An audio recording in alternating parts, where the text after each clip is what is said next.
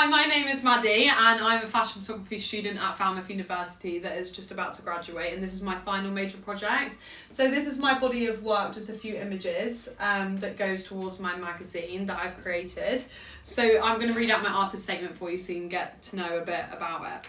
So, I want to live in a world where women are free, unshackled from drowning in aspirations to be perfect, to not be bound in servitude to the male gaze, and to not feel suffocated by conforming to societal ideals of womanhood. The theme of this project investigates how women consciously hide behind a mask, concealing their true identities. The project explores how women feel more safe and secure wearing a painted disguise that men adore, rather than accepting and embracing their natural beauty. The consumer brand of Barbie, aimed at impressionable girls, is a key instrument in the development of a young woman's self-awareness. Harnessed as a tool of patriarchy to control specific versions of female identity, consumerism and consumption subconsciously force feeds women into embodying a manufactured, flawless ideal. This project showcases the sad reality of the performed South, where over-sexualised stereotypes take centre stage. Self-love doesn't come from validation. It comes from realising that what lies behind the mask is good enough. And for my behind the scenes, which you're going to see, is all of my female models that I shot and showing their voices of how they feel they have to conform to the beauty ideals of the society we live in, and how everyone feels the same, and that we as women don't need to wear these Instagram filters or wear a mask to know that we are good enough and we are perfect just the way we are. So yeah, I hope you enjoy my behind the scenes. I think Barbie definitely influenced me from a young age. I was always so obsessed with either having the latest doll, or watching the Barbie films, or even playing the games on the computer, and I was so infatuated with her. And I think now when I look back, obviously there is that nostalgia feeling I have when I think about my childhood and growing up with Barbie. But I look back and I'm like, you weren't the best role model, with the blonde hair and the blue eyes and the tiny skinny waist and the massive boobs. Growing up as a woman, well, going from a young girl to an adult woman, I think you are forced with a very narrow, very shallow minded look of what beauty is. I mean, obviously Barbie is a very, very strong representation of that, being blonde, pale, blue eyes, very, very rigid ideal of what it's looked like. And I think that women still have the choice not to look like that, but I think it makes life very difficult when you don't.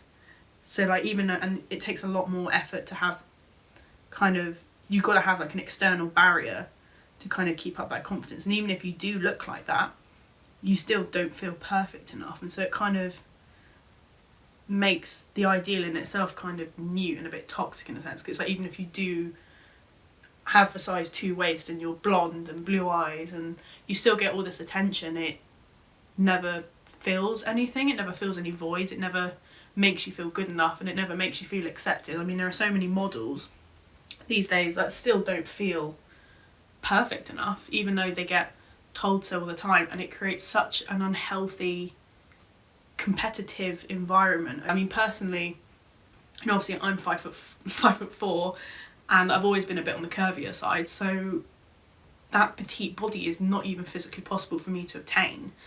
I think it depends on what the stated ideals of women are, especially within beauty standards. For me, I have suffered with acne for many years, which has affected my own standards of beauty on myself. I think this comes from looking on social media at famous people who are constantly wearing makeup and being edited without any flaws for online images, which is a fake conception of real beauty. Since growing up throughout my teenage years into a young adult, I think I did hide behind a slight mask when I was younger by wearing excessive amounts of makeup compared to now, purely because I am more confident in myself now and have grown to love myself more and not care what other people think of me. The body image wise is very toxic, with social media, but I think it goes back beyond social media. And again, it's that difference with Western and culture elsewhere. Western, it's very petite, small waist, skinny, you have the models look, and then whereas now in society it's a lot more accepting to be a little different. I mean, it doesn't not come with bad press in a way, there's always going to be negative comments, but it's more, I see it to be more accepting. And I think it's age. Like, you know, I have younger siblings who very much see being petite as beautiful, like that's what I need to do to be beautiful. Oh, my sister is smaller than me, like this and that. Like, it's very harder on the younger ones until you get to a stage where you're like, oh fuck, it's not me who's messed up, it's the world I'm in, the society I've grown up in, it's the people around me. And it's just that constant comparison, the way you're like comparing yourself to people. I think that's where the like negativity comes in. Social media is a powerful tool and reflects our society. I think that social media expects women to look perfect in the sense that it is now normalised for females to use filters on their pictures or to edit out the stretch marks, spots on their face or discoloration. My question is, what is perfect meant to mean? It can be frustrating as a woman to go on social media and see all these filters, which change the actual face of a person. Is this their way of saying that we don't look good enough or that we look perfect with a filter? I think it has to stop, and we need to start embracing how we actually look. This way, women can appreciate themselves more and not feel the need to conform to social standards of perfection. I think that social media and society play a really large part in the way that I feel I should look and the way that I feel like I should conform in terms of beauty and like the way your body should look and things. I think it has a massive part to play because you see it everywhere. Like, you see it in your day-to-day life, do you know what I mean? Mm-hmm. I don't know anybody that's not on Instagram or like something like that follows people, like famous people and things. Mm-hmm. And there are always going to be beauty standards within society, but they're just always changing. Mm-hmm. So I think it has a really large part to play in the way that I look and the way that a lot of other people look. Mm-hmm. I think it's when I was in high school, that's when I started feeling like I should conform to beauty standards more. Mm-hmm. But I wouldn't say it was because of Barbie, but I feel like that's obviously it's a personal experience because I didn't have Barbies. Mm-hmm. I think it was more like the people around me and like the girls at my school and things. Mm-hmm. What influenced the way that I felt I should look. Mm-hmm.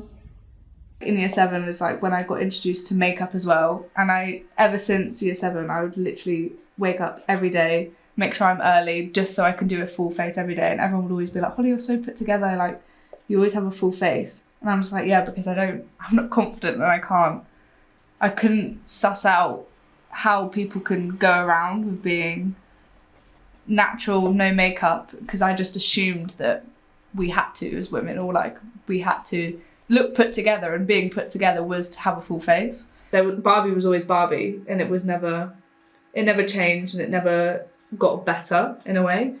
And I feel like having that Barbie blonde figure, it came in, you'd start seeing significance in blonde actresses and blonde powerful women, and just like they're all tall, petite and innocent and perfect in the public eye.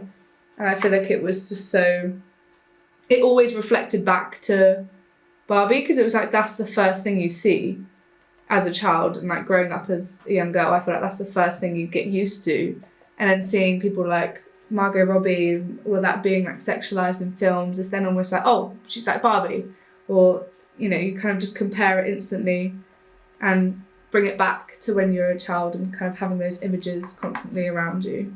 The insecurities and kind of hiding and wearing a mask is still there, because it's so relevant still, and it's still happening, and it will take years for people to feel fine again if like there's no pressure for young women. And I feel like as soon as that's implanted into girls when they're younger, it will be better for when they're older as well.